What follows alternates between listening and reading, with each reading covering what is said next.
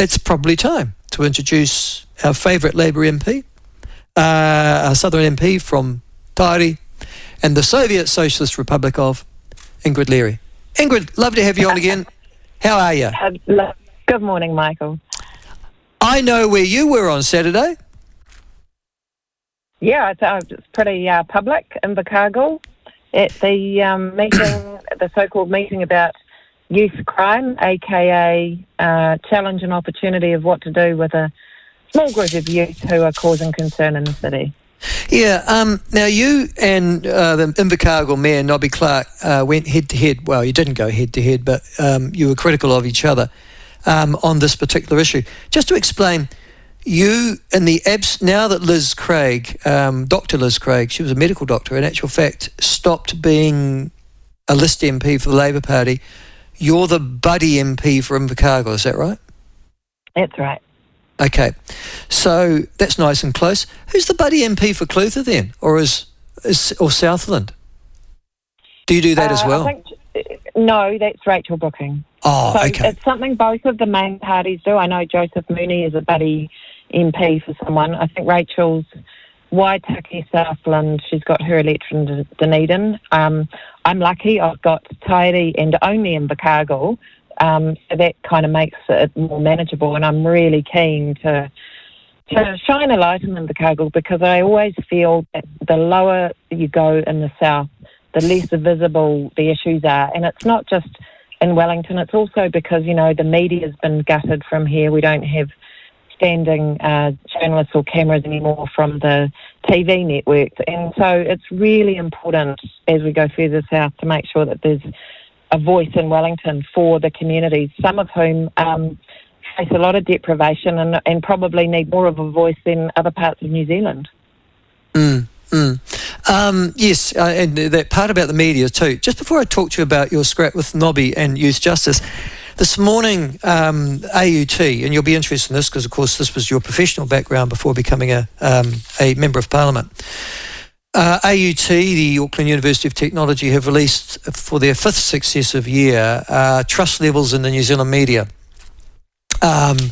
And I have to say, I imagine you've caught up with that news. The ODT are parading that news for different reasons this morning. That suggests that for the 5th successive year, New Zealanders' trust in the media, and there are 14, I think, named media that they survey every year, has fallen to its worst level ever. And that has got to what AUT describe as crisis proportions this morning. Do you concede that that's the truth?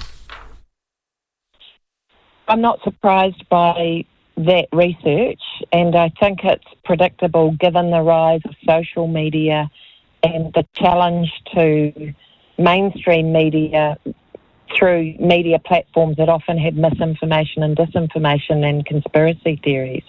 Also, the commercial pressure, that means journalists are having to file multiple stories in a day. Sometimes they're both the camera operator, the photographer and the writer. How are they going to actually do some in-depth analysis with this quick turnaround response? It's very reactive, it's not proactive.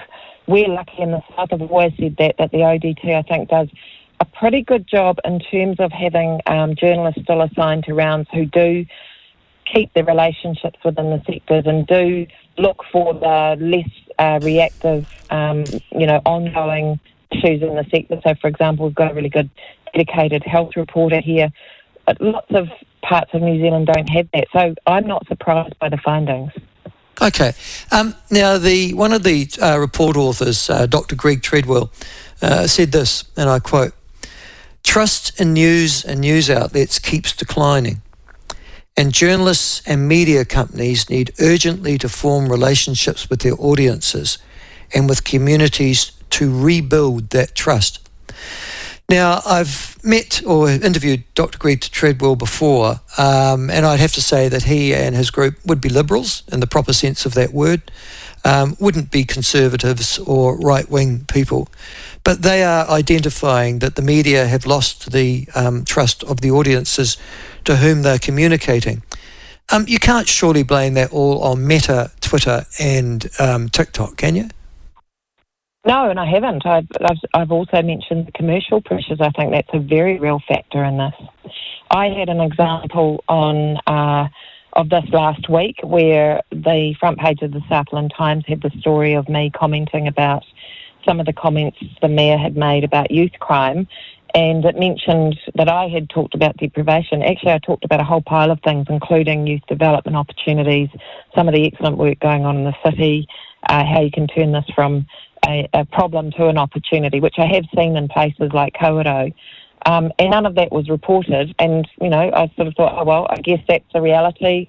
Deadlines, journalists filing multiple stories. It was picked up by the Southland Times from a different media outlet, and it was frustrating to have it framed that way, but I wasn't surprised. So there's lots of things. It's not just the social media platforms. There's very real commercial pressure, and a lot of really good journalists, of course, are going off to PR. That's always been a problem in the sector, but I think it's a very strong problem at the moment because they're exhausted. They're on the 24-hour news treadmill, and after a while they burn out. Are they? I mean, they still work 8 hours a day like the rest of us. They get paid for it. They have holidays. They can have their 15 breaks. They're all unionised. You'd expect them to just, cope like the rest of us cope with a real job, wouldn't you? Yeah, I don't know. If you look over the fence and you're offered a nice job with a PR salary and the perks of that, at some point I think people do make different life choices. And so we do have a lot of young people working in the media. They cycle through into other jobs as they get older, perhaps as they have more family commitments. So you also don't necessarily get the depth of life experience.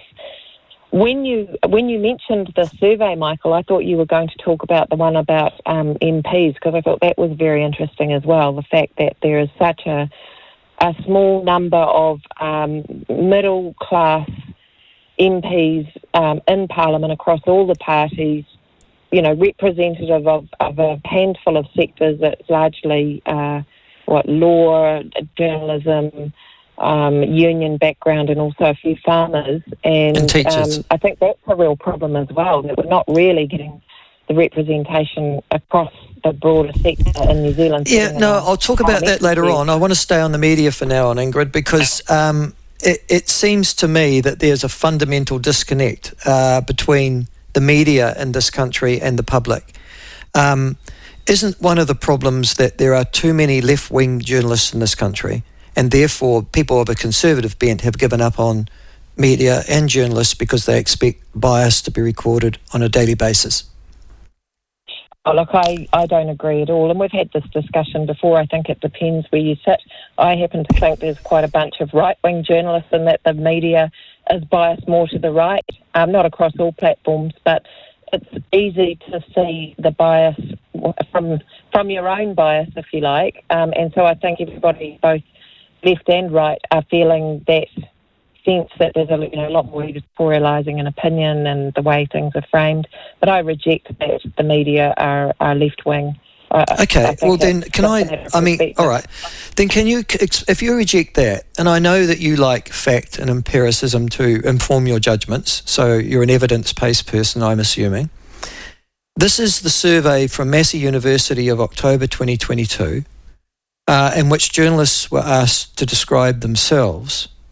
The Worlds of Journalism Study, journalists in Aotearoa/New Zealand, Massey University, October 2022. They interviewed 310 journalists in New Zealand. And 2/3 of those journalists described themselves as left-wing. 65% described themselves as left-wing. 23% described them as being centrist. And 12% regarded themselves as being right or conservative. Surely, if people or journalists are identifying themselves as favouring one end of the political spectrum, then that does influence the way in which they report the news. Yeah, I haven't seen that study, and I think it's interesting that journalists are describing themselves that way. Back in the day when I was at AUT, you didn't belong to a political party, and some of us didn't even vote in order to keep that perception of being straight down the middle. But I think the only antidote is for people to declare their bias, and so if they are saying that, I guess, we're getting to a situation more like the UK where people think, okay, well, Radio New Zealand might seem a bit this way, or the New Zealand Herald might seem a bit that way, and people will gravitate towards the outlet that they feel they trust, and also that reflects more of their own worldview. Well, no, and that might be an answer. I mean, maybe that's what's happening here too, that people are going, okay, well, if I want to go and get some sort of liberal view that is more in accord with mine, as you say, I might go to Radio New Zealand News. If I want to go a bit more conservative, maybe I'll go and listen to the platform or something like that. Yeah, I mean, that might well be the case. But I guess you and I are old enough to know that it's one thing to report the news, but if journalists are being asked continually to write opinion pieces and to interpret the news as well, maybe for the reasons that you suggest, there aren't simply enough staff in those enterprises, then inevitably their bias will start to come out. John Campbell's a great example of that at TVNZ News. And at that stage, if I know that John Campbell is clearly a Green Party supporter from what he says in his opinion pieces, Ingrid, I'm going to regard the rest of what he says in a uncomfortable light, aren't I? And the same could be said for journalists at other media outlets. So absolutely true. Yeah. Perceptions that certain journalists, and I don't think it comes to party politics, to be honest. I think it just comes to where their values clearly sit. And so if you're a critical thinker, you'll take that into account and may choose or not choose to read their stuff. It is unfortunate when people don't think critically and listen to things, and certainly I can think of a number of radio outlets where I feel that they have a strong right-wing bias and people are listening to those uncritically. So the frustration is shared across the political spectrum, and I think a bit of healthy scepticism in the media outlets is probably not a bad idea given the level of bias that's there. And as you say, I think there's more editorialising because it seems sexier.